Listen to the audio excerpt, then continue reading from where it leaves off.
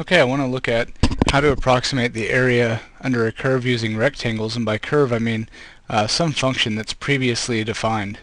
So I'm going to switch over to another program called GeoGebra and look at an animation made by one of my colleagues, Bert Simmons. Here's an example. This purple region here is the area under this parabola that we'd want to figure out, and there's no conventional way to do this without using advanced techniques, and we're going to start looking at some of these techniques using areas of rectangles. So you can see right now that we can approximate this purple, the area of this purple region, by finding the area of this one rectangle. What you can do is you can increase the number of rectangles to 2, let's say, and now if you add the areas of these rectangles you're getting closer to the area under the curve. And if you keep increasing the number of rectangles, such as 3 or 4 or 5 or 6, you can start to see very quickly that as the number of rectangles increases, that when you add all the areas up, you get an area very close to the area underneath that function, that curve, in that region.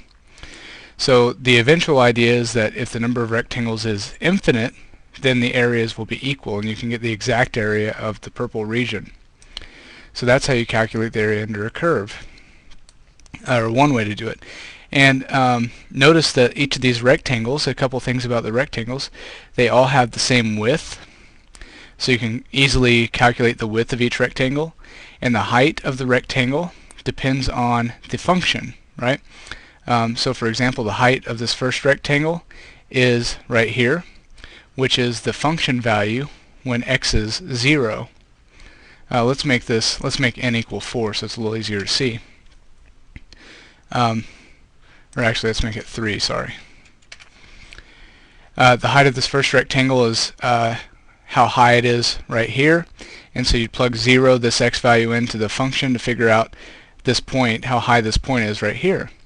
To figure out how high the second rectangle is, you would take the second x value, which in this case is 1, plug it into this function. Here's the definition of the function we see, and plug 1 into the function, and that tells you the height of the second rectangle. The third rectangle's height can be calculated by plugging in the 2 value. Okay, so another thing you can do is, instead of making the left side of your rectangle touch the function, make the right side touch the function. All three rectangles here still have the same width, but now the height can be calculated by plugging in the 1 for the function to get the height of the first, 2 into the function to get the height of the second, and the number 3 into the function to get the height of this third rectangle. And again, if you approximate the area using these rectangles, you can see you're shrinking the area down to the area underneath the curve.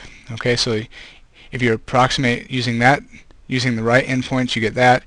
If you approximate using the left endpoints, you're approximating from underneath in this case. Okay, so that's what it means to approximate the area under a curve using rectangles.